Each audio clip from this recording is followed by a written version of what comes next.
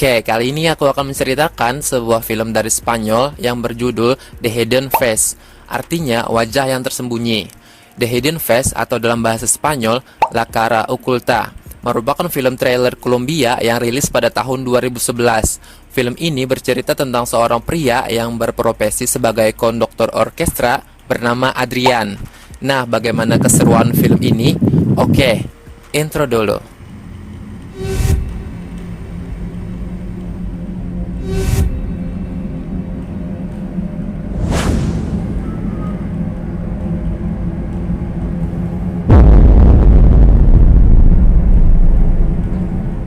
Awal film ini kita langsung diperlihatkan dengan sebuah video wanita. Dan pria yang sedang menonton video itu adalah Adrian. Adrian melihat video dengan wajah yang tak santuy. Dan film ini pun akhirnya dimulai. Di sini Adrian untuk menghilangkan stresnya, ia mampir ke sebuah kedai untuk minum.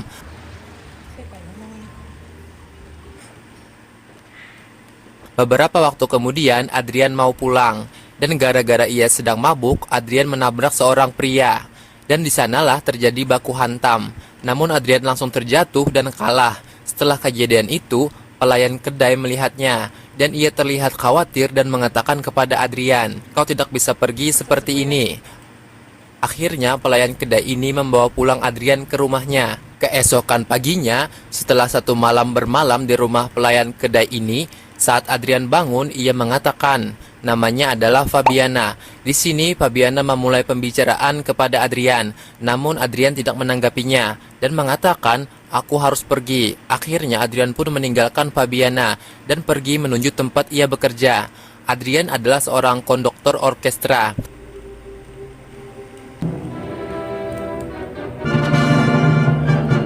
Tak lama setelah itu, Adrian kembali ke kedai Fabiana dan meminta maaf atas perilakunya dan mengajak Fabiana ke tempat ia bekerja. Di saat lagi tatap-tatapan, Adrian mencoba kisu dengan Fabiana. Namun Fabiana mengatakan, "Aku pikir kau sudah menikah atau punya pacar." Sambil tertawa, Adrian menjawabnya, "Aku tidak punya." Kisu pun akhirnya terjadi dan mereka berlanjut ke tempat Adrian. Pagi harinya, di saat mau gosok gigi, Fabiana mendengar suara aneh dari wastafel keran air pembasuhan piring.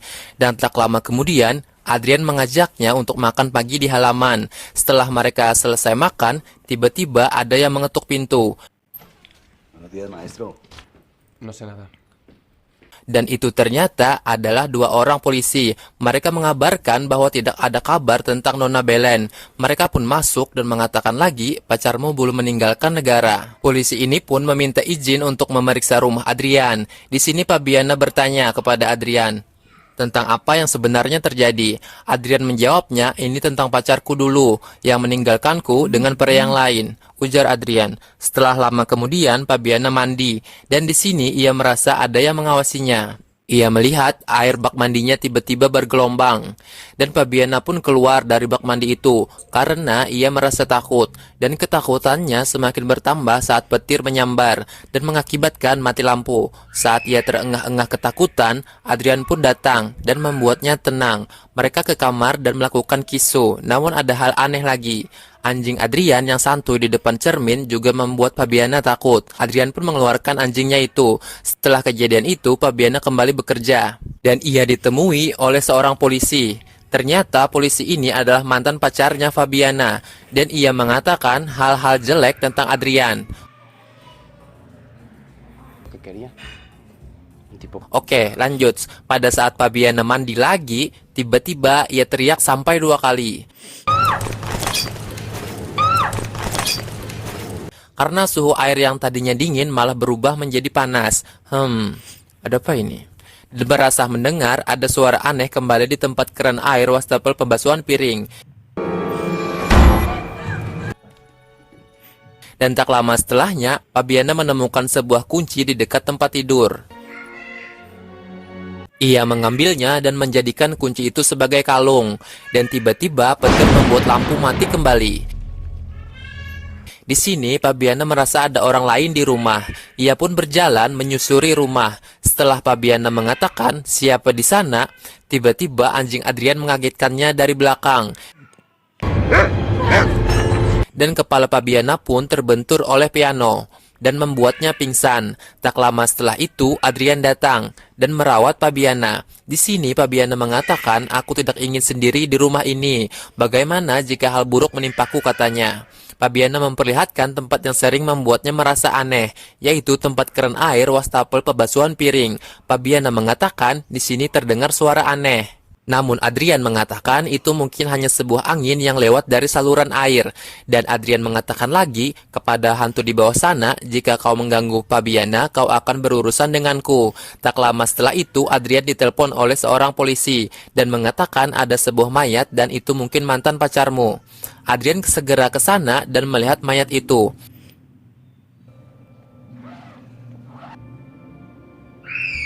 Namun Adrian mengatakan itu bukan dia. Adrian setelahnya kembali pulang. Sesampai di rumah, Adrian melihat Fabiana seperti berbicara dengan seseorang. Adrian pun berkata, "Dengan siapa kau bicara?" Di sini Fabiana mengatakan, "Bukan siapa-siapa. Aku hanya sedang mencari buku," jawab Fabiana. Cerita pun di sini mundur, kembali ke Adrian dan pacar pertamanya. Pacarnya ini bernama Belen.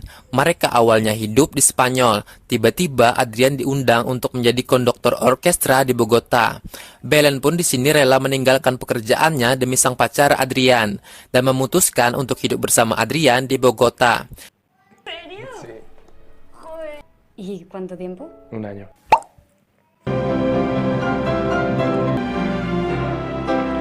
Saat selesai acara, Belen melihat Adrian bicara dengan seorang wanita pemain biola. Wanita ini bernama Veronica. Oke, lanjut. Belen pun menyewa sebuah rumah untuk tinggal bersama Adrian. Nenek yang punya rumah ini mengatakan, rumah ini dibangun oleh arsitektur dari Italia yang sangat hebat, dan anjing di rumah ini bernama Hans. Nenek ini terus mengatakan tentang lika-liku rumah yang Belen sewa itu. ¿Su marido también es alemán? Oke, lanjut. Di saat Belen mau menjemput Adrian di tempat kerjanya, betapa terkejutnya Belen, ia mendapati Adrian tengah berduaan dengan Veronica di dalam sebuah ruangan. Ada apa ini? Sontak saja Belen mengatakan, "Apa aku mengganggu?" dengan wajah cemburu. Kemudian Belen pergi dan menunggu Adrian di mobil. Maestro. Y yo no estoy diciendo nada. Oke, lanjut. Sesampai mereka di rumah dan setelah Belen selesai mandi, ia kepikiran untuk mengecek HP Adrian. Dan betapa sakit hatinya Belen, ternyata Adrian dan Veronica ini saling SMS-an. Tak lama setelahnya, Adrian menanyakan sesuatu tentang pekerjaan Belen. Di sini Belen berusaha tegar dan tenang, padahal dalam hatinya tersobek-sobek. Setelah sudah tak tahan bersikap normal, Belen pun menanyakan tentang pemain biola yang bernama Veronica ini. Adrian menjawabnya, "Aku tidak melakukan apa-apa dengannya." "Lalu kenapa kalian SMS-an?" kata Belen. Adrian menjawab lagi, "Aku sedikit menggombalinya, itu saja." Setelah kejadian itu, Belen bertemu dengan nenek yang punya rumah. Mereka berbincang santai, dan Belen mengatakan tentang hubungannya bersama Adrian beberapa hari ini tidak harmonis. Nenek ini pun mengatakan lagi, "Apakah kau ingin memberi sedikit pelajaran matematika ke Adrian?" Dan di sini nenek mengatakan, "Ven conmigo. Ikutlah denganku." Sang nenek memperlihatkan sebuah ruangan rahasia. Ruangan ini dulunya punya suaminya. Katanya di sini orang bisa mati dengan tenang.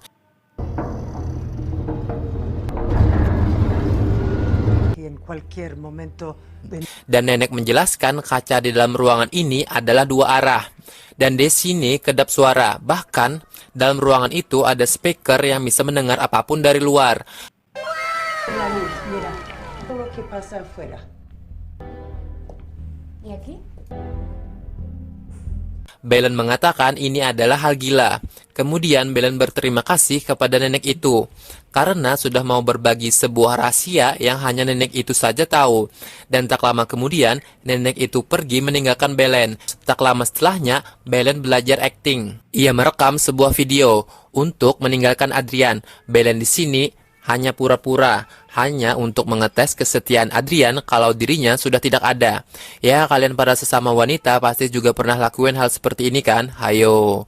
Oke, lanjut. Setelah beberapa kali gagal, akhirnya video yang bagus pun tercipta. Belen tak tanggung-tanggung, ia juga menyimpan pakaiannya ke dalam koper untuk memaksimalkan aktingnya seakan pergi jauh. Tak lama kemudian, Adrian datang. Dan di sini, Belen bergegas meninggalkan pesan untuk Adrian. Ia meninggalkan rekaman video itu di samping tempat tidur.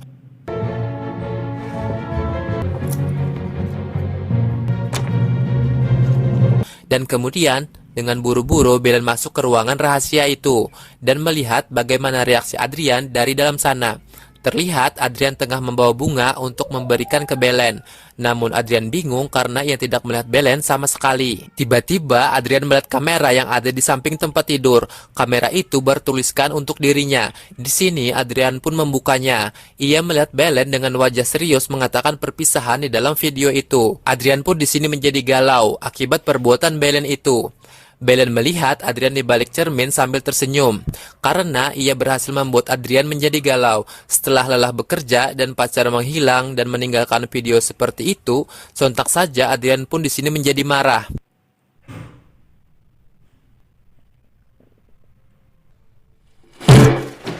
Saat melihat Adrian marah, Belen pun segera ingin menemuinya dan mengatakan bahwa sebenarnya itu hanyalah sebuah prank. Namun tiba-tiba di saat Belen mencari kunci untuk keluar, ternyata kunci itu terjatuh saat ia membawa tas saat masuk ke dalam ruangan rahasia itu. Ia sungguh panik dan mencari berbagai macam cara untuk bisa keluar. Dan Belen berteriak di balik cermin memanggil Adrian. Namun gara-gara ruangan itu kedap suara, jadi suara Belen tak terdengar sama sekali. Belen mencoba menghubungi Adrian dengan HP-nya. Namun ternyata di dalam sana juga tidak masuk signal. Apes lah.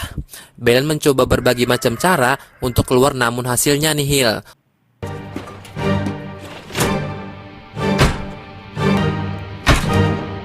Oke, lanjut. Adrian di sini mendatangi polisi untuk membantunya mencari Belen. Namun setelahnya polisi mengatakan kami tidak menemui jejak penculikan atau keterpaksaan untuk menghilang dan kami pergi ke pihak imigrasi dan Belen juga tidak pergi ke luar negeri.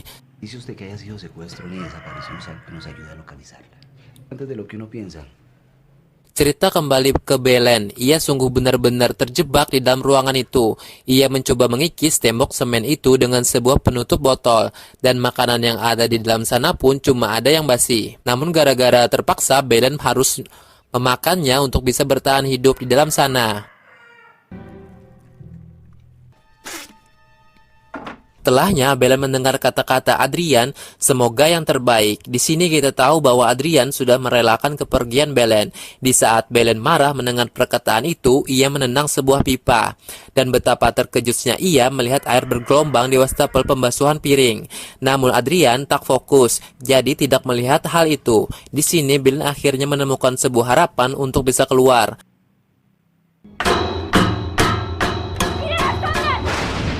Namun beberapa hari kemudian Adrian pulang dengan membawa seorang wanita dan itu adalah Fabiana. Di sini Adrian dan Fabiana melakukan hal mantap-mantap di depan cermin.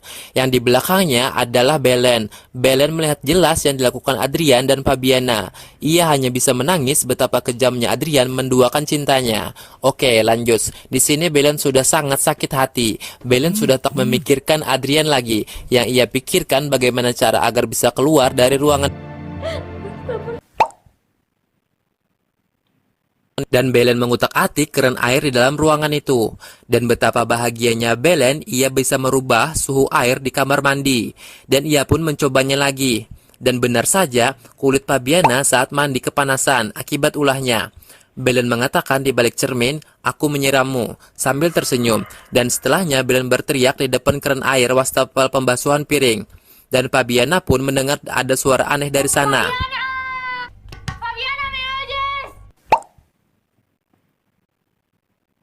Dan tak lama kemudian Fabiana menemukan sebuah kunci di dekat tempat tidur. Dan Fabiana di sini memakai kalung kunci itu. Oke, lanjut. Di saat Fabiana melemparkan sisa makanan, buah ke pinggir danau, ia melihat airnya menjadi bergelombang. Dan disinilah akhirnya Fabiana sadar bahwa ada yang tidak beres di tempat cuci muka wastafel pembasuhan piring. Fabiana pun ke sana dan mengisi airnya dan mengatakan mulai. Dan benar saja air yang tadinya tenang menjadi bergelombang. Empieza. Para. Dan kemudian Fabiana mengatakan stop, dan gelombang di air itu pun berhenti. Fabiana pun menjadi takut, ia menduga ada hantu di rumah itu. Dan Fabiana memberanikan diri lagi untuk berbicara. Dan tak lama kemudian Fabiana menebak dan mengatakan apa kau itu Belen, dan tentu saja air bergelombang lagi.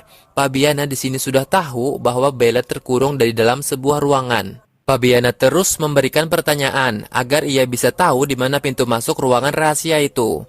Dan akhirnya Fabiana tahu ada sebuah ruangan rahasia di balik rak buku.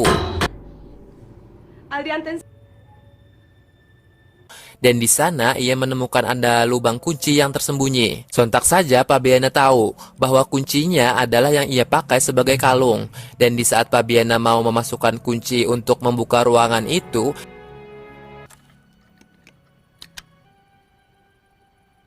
tiba-tiba ia berubah pikiran karena ia merasa akan kehilangan yang ia miliki sekarang. Dan Fabiana pun akhirnya mengurungkan niatnya. Dan Fabiana mengatakan di depan cermin, "Lo siento," yang artinya maafkan aku. Lo siento. Oke, lanjut. Tak lama setelah itu Adrian datang dan menanyakan apa yang terjadi. Fabiana menjawabnya, "Aku hanya sedang mencari buku." Belen pun hanya bisa menangis dan berteriak di dalam ruangan itu, dan tak ada yang mendengar. Setelah beberapa waktu berlalu, Fabiana mencoba mengajak bicara Belen kembali. Namun di sini Belen tidak menjawab sama sekali. Tentu saja Fabiana pun bingung di sini. Ia menyangka sesuatu terjadi dengan Belen.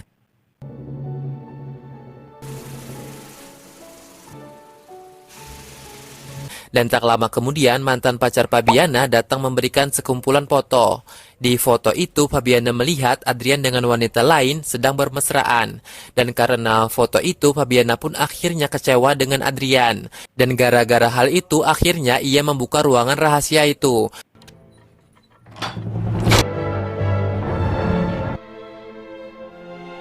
Dan menemukan Belen yang tengah rebahan. Dan di saat Fabiana mendekat, Belen menghantamkan sebuah botol kaca ke kepala Fabiana, dan di sini Belen pun mengambil kuncinya juga dan bergegas keluar dari sana. Dan Belen pun menutup ruangan itu. Tak lama setelahnya Adrian datang dan menemukan sebuah kunci di atas tempat tidur. Juga melihat ada sebuah foto dirinya dengan Belen yang merekat di cermin. Dan tak lama setelah itu, Fabiana bangun dari pingsannya. Dan film ini pun berakhir. Pada akhir film ini, penonton dibuat bertanya-tanya, apakah Fabiana akan mati atau bisa bertahan hidup di dalam ruangan itu? Kesimpulannya film ini, hati-hati saat menaruh kunci kalau tidak memiliki kunci cadangan. Oke, jangan lupa bersyukur hari ini. Semoga kalian selalu dimudahkan rezeki, dan bye-bye.